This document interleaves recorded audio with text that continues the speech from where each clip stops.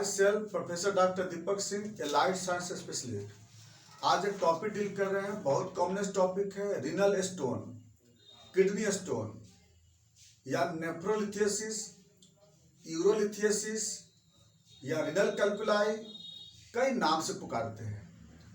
यानी kidney tract में, kidney से लेकर ट्रैक्ट में स्टोन बनने को हम रिनल स्टोन या नेफ्रोलिथियोसिस या यूरोलिथियोसिस बोलते हैं। चलिए अब बात करते हैं, ये पूरे इस ट्रैक्ट में जहां भी स्टोन होता है सभी को हम रिनल स्टोन ही बोलते हैं।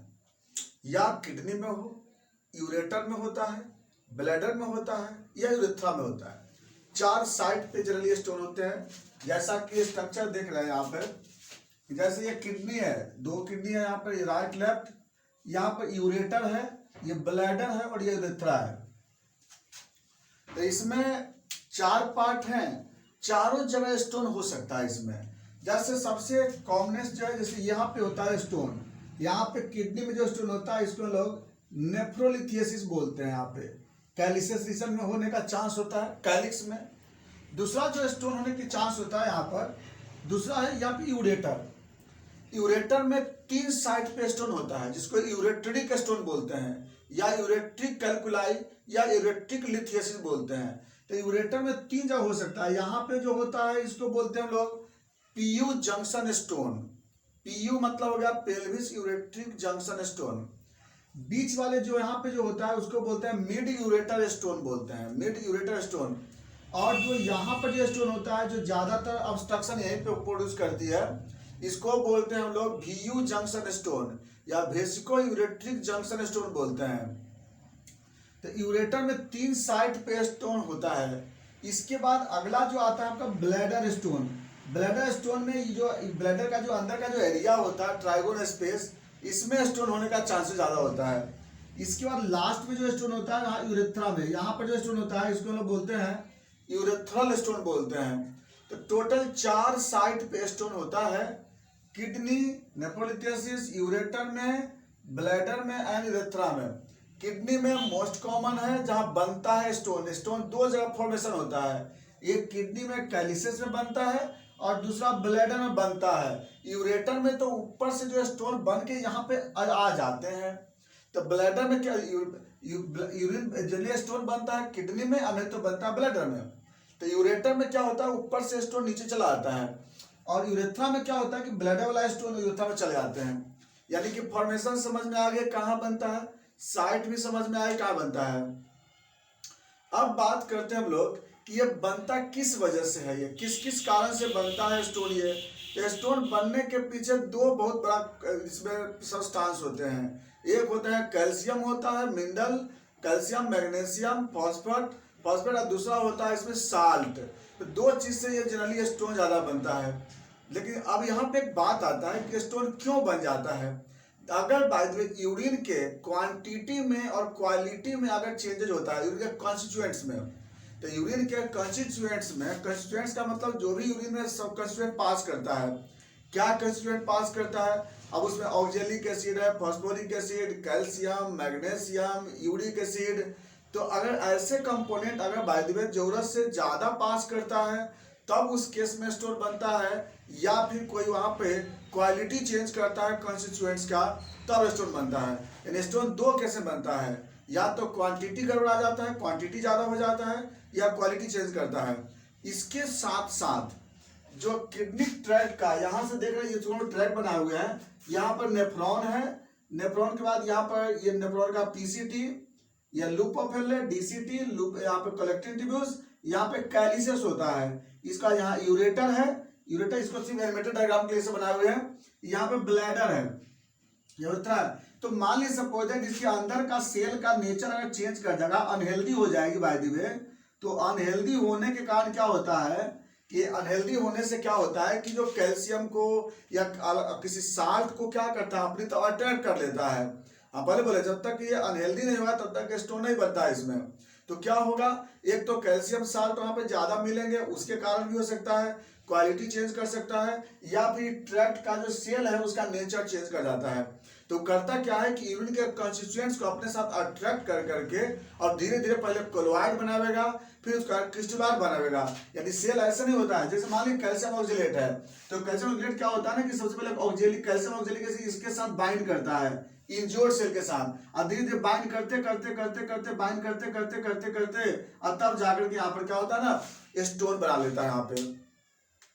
ये तो हो गया इसके बनने के बारे में। अगली पॉइंट होता है इसका बनता क्यों है, तो सबसे ज्यादा बनता है इसके पीछे है कि अगर पानी कम पीने के वजह से या फिर डिहाइड्रेशन होने के कारण, नोजिया वोमिटिंग अगर ज्यादा हो रहा है, लंबे समय से अगर किसी कारण से ज्यादा पर्सपायरेशन होता है, ज्यादा पसीना चलता है, तो ये सब जो होता है सबसे पहला रीजन होता है स्टोन बनने का।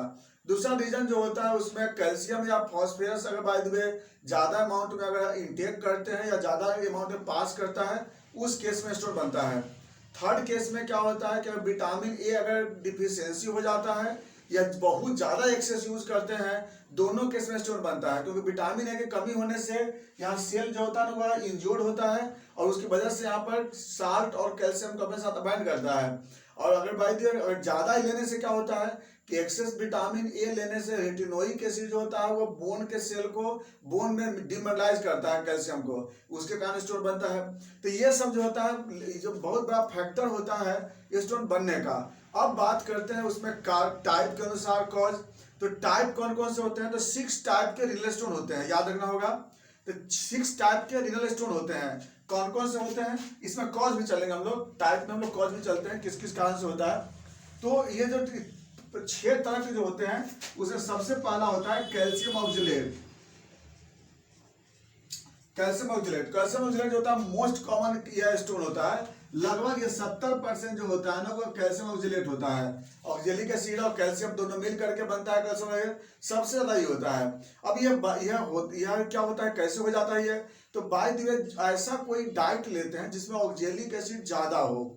ऑक्जेलिक एसिड ज्यादा किस में होता है, जैसे पालक में हो गया, स्पाइनच में होता है, या फिर टोमेटो में होता है ऑक्जेलिक एसिड ज्यादा, या कॉफी है, चॉकलेट है, कोल्ड ड्रिंक है, ये सब में क्या होता है ना कि ऑक्जेलिक एसिड ज्यादा होता है। और यह ऑक्जेलिक एसिड ज्यादा होने के कारण क्या होता है, यह कैल्शियम के साथ बाइंड कर लेता है, और यह कैल्शियम के साथ बाइंड करने की वजह से क्या होता है कि जब कैल्शियम से बाइंड कर लेता है तो यह इसको रीअब्जॉर्ब होने नहीं देता है किडनी से, नेफ्रॉन से।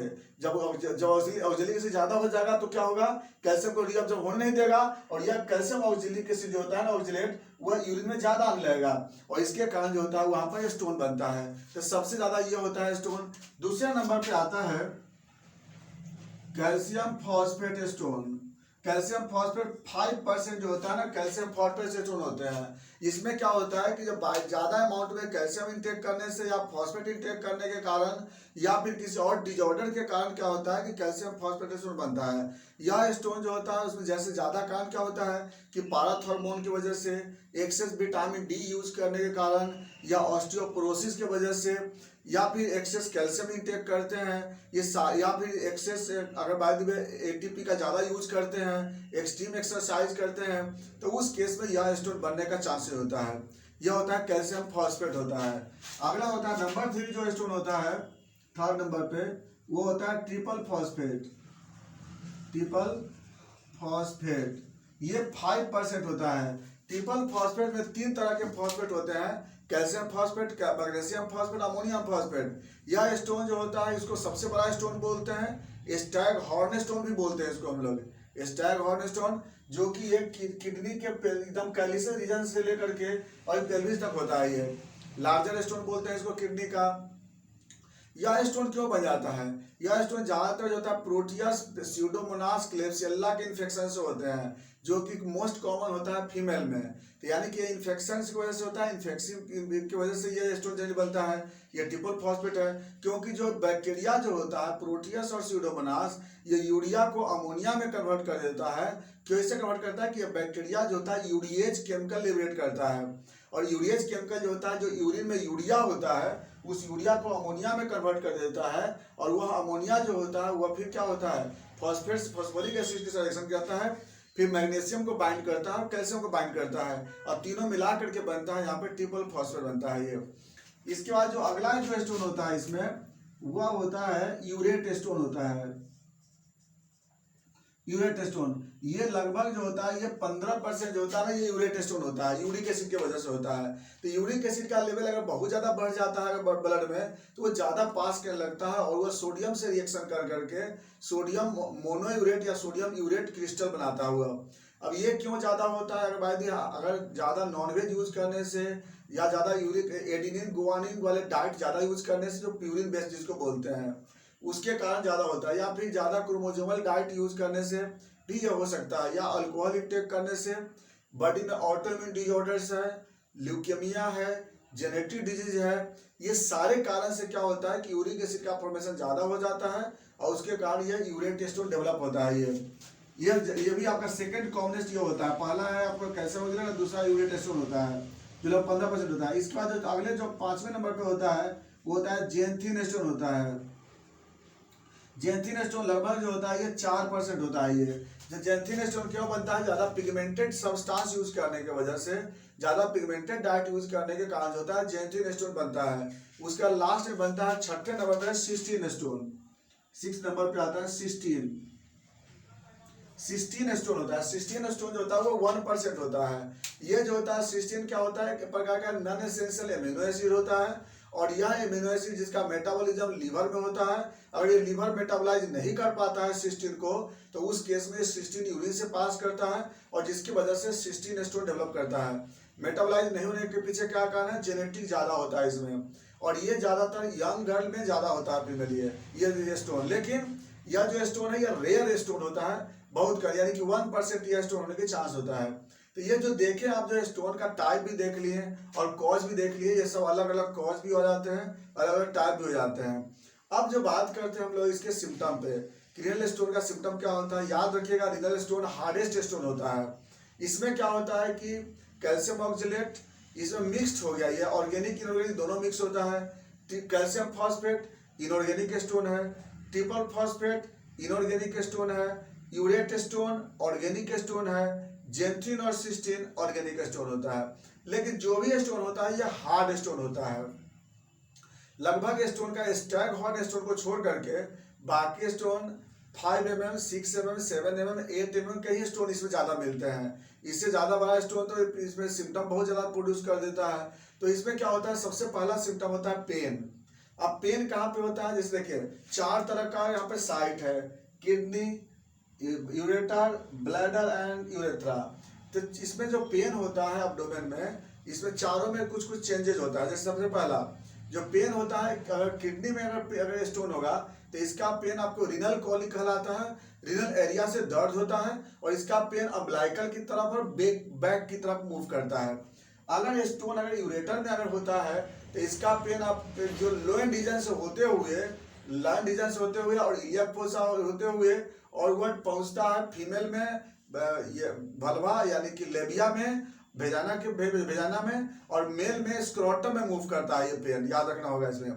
यूरेटिक स्टोन, ब्लैडर स्टोन जो होता है ये सुप्राप्यूबिक एरिया में दर्द होता है, सुप्रा जो हाइपोगैस्ट्रिक एरिया में, और जो यूरेथ्रल स्टोन होता है वह यूरेथ्रा में पेन होता है इसमें। दूसरा जो पेन का नेचर क्या होता है, अगर किडनी में स्टोन होता है तो लगभग इसका दर्द आधे घंटे तक होता है, फिर आधे घंटे के बाद इंटरवल पे होगा, फिर उसका दर्द होगा। यूरेटिक स्टोन जो होता है ये लगभग 1 घंटे से 2 घंटे तक ही दर्द होता है। ब्लैडर में जो पेन होता है ये लगभग 40 मिनट तक के पेन होता है, और जो यूरेथ्रा में जो पेन होता है वो कंटिन्यू पेन होता है इसमें, तो क्योंकि तो सबसे मेडिकल इमरजेंसी यूरेथ्रा वाला पेन स्टोन होता है ना। तो ये जो पेन होता है इसका नेचर कैसा होता है, तो स्टिंगिंग लाइक पेन होता है, इसमें चूहा जैसा दर्द होता है। इसके बाद दूसरा क्या होता है इसमें, हीमेचुरिया। हीमेचुरिया क्यों होता है कि स्टोन के कारण जो होता है यहाँ पे फ्रिक्शन होता है और फ्रिक्शन के कारण यहाँ पे ब्लड पास करता है। तीसरे नंबर पे होता है प्रोटीनुरिया। यहाँ पर क्या होगा कि इंजुरी के कारण यहाँ पे इन्फ्लामेशन भी होता है और साथ साथ एक्सुडेटिव फ्लूइड में प्रोटीन भी पास करता है उसमें। इसके बाद ये तो तीन सिम्टम बहुत कॉमन होता है, पेन, प्रोटीनुरिया, हीमेचुरिया। इसमें जो बर्निंग मिक्चुरेशन भी होता है, यानी पेशाब करते समय जलन भी होता है इसमें, और काफी पेन भी होता है। जब भी पेशेंट पे यूरिनेशन करता है तो उस समय यहाँ पे ब्लैडर में भी पेन होता है और जहाँ पे स्टोन होगा वहाँ पे पेन बढ़ता है। तो अगला जो पेन का जो एग्रीवेशन होता है, एक्सरसाइज करने पे और मूवमेंट में बढ़ता है। कभी कभी फीवर भी आ सकता है। कब आ सकता है, जब इन्फेक्शन होंगे या इन्फ्लामेशन हो जाएगा तब इसमें आपको फीवर भी आ सकता है। अब बात करते हैं साइन के बारे में। अगर कोई रिनल स्टोन का पेशेंट आ रहा है, हम क्या देख सकते हैं? ऐसे तो पता नहीं चलता ऊपर से, लेकिन अगर बाय द रिनल कॉलिक होता है तो वहाँ पे टेंडरनेस मिलते हैं, थोड़ा सा टेंडरनेस, और हो सकता है कि पाल्पेशन आपके रिनल एरिया मिल सकता है। अदर में कोई साइन पता नहीं चलता है। नेक्स्ट आते हैं कॉम्प्लिकेशन। रिनल स्टोन अगर है तो क्या कॉम्प्लिकेशन होगा? तो इसकी वजह से आप जानते हैं कि स्टोन हो गया तो यहाँ पर हिमेचुरिया भी होगा, इन्फ्लामेशन होगा, ऑब्स्ट्रक्शन होगा।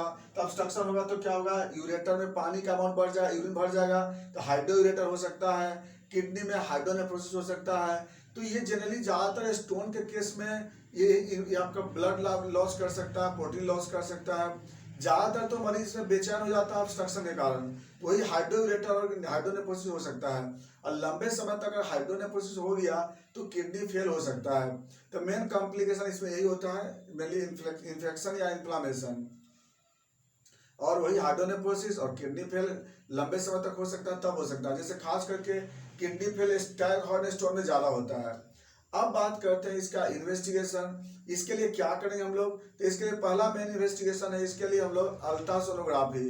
तो हम लोग इसके यूएसजी ऑफ केयूबी भी करा सकते हैं या होल एब्डोमेन भी कर सकते हैं। इसमें हम क्या होगा कि स्टोन कहाँ पे है, किडनी में है, यूरेटर में है, ब्लैडर में है, ये पता चल जाता है। किडनी उसके साथ साथ स्टोन का साइज पता चल जाएगा और स्टोन का नंबर पता चल जाएगा कि ये एक तरफ है, दोनों तरफ है, क्योंकि जब तक ये पता नहीं चलेगा तब तक हम ट्रीटमेंट भी नहीं हो पाएगी। इसके बाद जब अल्ट्रासोनोग्राफी रिपोर्ट आ जाता है तो हम लोग क्या करते हैं? एक्सरे ऑफ केयूबी करते हैं।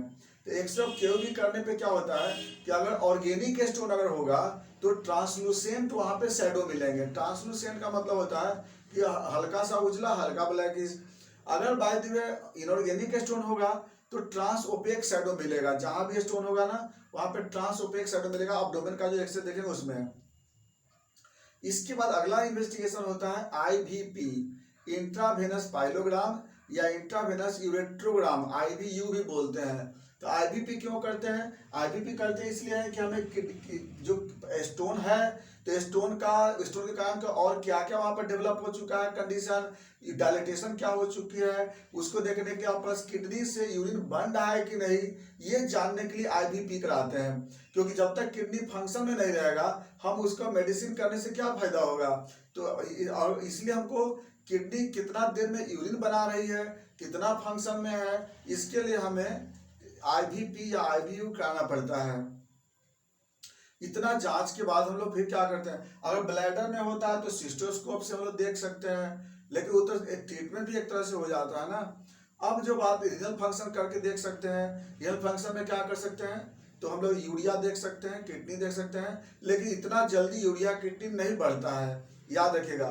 इतना जल्दी यूरिया किडनी नहीं बढ़ता है, यूरिया किडनी तब बढ़ता है जब किडनी फेल करता है, तब जाके बढ़ता है। और अगर बाय द वे रिटेंशन हो गया तब तो फिर अलग कहानी हो गई ना, फिर उत्तम होता है। तो अब यूरिन का माइक्रोस्कोपी करते हैं। यूरिन का माइक्रोस्कोपी करने से क्या होता है कि अलग अलग तरह के जो स्टोन होते हैं उसका माइक्रोस्कोपी जानना बहुत जरूरी है। क्योंकि जब तक हम नहीं जानेंगे कि कौन सा स्टोन है तब तक हम मेडिसिन कैसे करेंगे उसमें। जैसे ऑक्जिलेट स्टोन होगा तो इस तरह से ऑक्जिलेट स्टोन होता है, एक लिफाफे के जैसा होता है इस तरह से। अगर बाय द वे अगर suppose that triple phosphate stone होगा तो उस केस में इस तरह से स्टोन का वेराइटी मिलेंगे इसमें आपको। अगर कैल्शियम फॉस्फेट स्टोन होता है तो इसमें कंबाइंड आपको दो तरह के इसमें कंबाइंड इसमें आपको ऐसे मिलते हैं। तो इस तरह से क्या होता है, उसका यूरेट स्टोन होगा उसका अलग वेराइटीज होता है, उसका अलग आपको शेप मिलेगा यूरेट स्टोन। तो अलग अलग स्टोन का जो होता है ना अलग अलग शेप मिलता है माइक्रोस्कोप में, ये जानना जरूरी होता है। अब बात करते हैं ट्रीटमेंट के बारे में। इसका हम ट्रीटमेंट क्या करते हैं? देखिए सबसे पहला है कि स्टोन के बारे में जानना बहुत जरूरी है। तो इस सर्जरी में इसको क्या करते हैं कि या तो ओपन सर्जरी कर करके हम इसको निकाल लेते हैं, लेप्रोस्कोपी से इसको रिमूव कर सकते हैं, या फिर लिथोट्रॉप्सी टेक्निक से इसको हम लोग तोड़ करके बाहर निकाल सकते हैं, या लेजर टेक्निक से इस स्टोन को बाहर कर सकते हैं। यानी कि कई तरह का टेक्निक होता है। ओपन सर्जरी है, लेप्रोस्कोपी सर्जरी है, नेफ्रोलिथोट्रॉप्सी है, या यूरोट्रॉप्सी है, यूरेट्रोट्रॉप्सी है, या लेजर टेक्निक है। तो लेजर टेक्निक में क्या होता है कि ऊपर से हम लोग लाइट बम्बार्ड करके वेव के द्वारा स्टोन को तोड़ते हैं। तो ये सब कई तरह के टेक्निक से स्टोन को हम लोग रिमूव कर सकते हैं, ये सब सर्जरी है। बाकी अगर बात ये ब्लैडर में है तो सिस्टोस्कोप के द्वारा क्या करते हैं, स्टोन को रिमूव कर लेते हैं। और इसके बाद अगर यूरेथ्रा में अगर हो गया, ये तो मेडिकल इमरजेंसी हो गया, तो इसको हम लोग कैथेटर डाल करके हम लोग यूरिन को बाहर कर लेते हैं। तो ये तो हो गया इसका मैनेजमेंट। अब बात करते हैं इसमें हम लोग क्या क्या खाना मना कर देंगे। इसमें देखिए सबसे पहला है कि एक्सेस पालक खाना मना कर देते हैं, चॉकलेट खाना मना कर देते हैं, टमाटर खाना मना कर देते हैं। विटामिन सी ज़्यादा देते हैं, क्योंकि विटामिन सी क्या करता है कि स्टोन को बॉडी से बाहर करने में हेल्प करता है, स्टोन बनने नहीं देता है। विटामिन सी का बहुत अच्छा रोल है कि विटामिन सी से स्टोन नहीं बनता है। विटामिन ए को नॉर्मल अमाउंट में देते हैं, क्योंकि ज़्यादा नहीं देना है ना कम देना है। इसके बाद प्रॉपर अमाउंट में पानी पिलाते रहते हैं, पानी को नॉर्मल देते हैं। उसमें जितना अच्छा पानी कितना देना है ये इंपॉर्टेंस नहीं है, कितनी बार यूरिन जा रहा है ये इंपॉर्टेंस है। दिन भर में 15 बार कम से कम यूरिन जाना चाहिए इसको, तभी जा करके एक स्टोन जो होता है वहाँ पे नहीं बनेगा और वहाँ पे रिमूव हो सकता है। इसके बाद नॉनवेज डाइट को अवॉइड करेंगे हम लोग, क्योंकि उससे ज़्यादा स्टोन बनने की चांस हो सकती है। या फिर जो अगर बॉडी में यूरिक एसिड किसी और कारण से बन रहा है उसको अवॉइड करते हैं। अल्कोहल जो होता है उसको अवॉइड करते हैं। तो जनरली ये सब क्या है ना कि ये सब मैनेजमेंट कर सकते हैं। अब बात करते हैं हम लोग मेडिसिन पे। तो इसके हम लोग क्या क्या मेडिसिन दे सकते हैं। देखिए अगर कैल्शियम ऑक्जेलेट स्टोन है तो उसके हम लोग ऑक्जेलिक एसिड मेडिसिन चलाते हैं।